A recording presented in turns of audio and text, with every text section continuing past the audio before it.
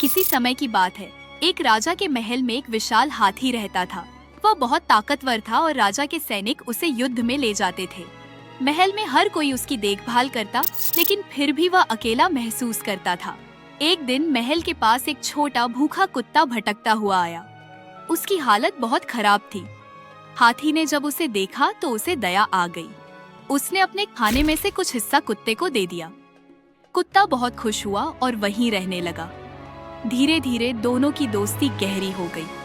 कुत्ता हाथी के पैरों के पास सोता, उसके साथ खेलता और कभी-कभी उसकी सूंड पर लटक जाता।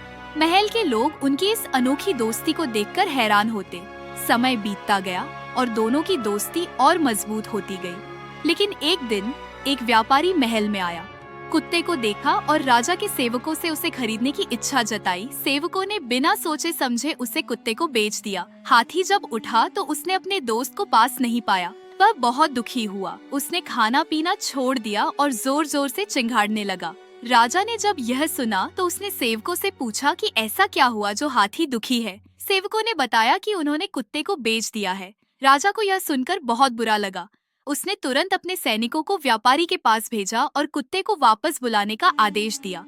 जब कुत्ता वापस आया तो हाथी खुशी से झूम उठा। उसने अपनी सूंड से कुत्ते को उठाया और अपने सिर पर रख लिया। कुत्ता भी अपनी पूंछ हिलाते हुए खुशी से भौंकने लगा। राजा ने यह देखकर कहा,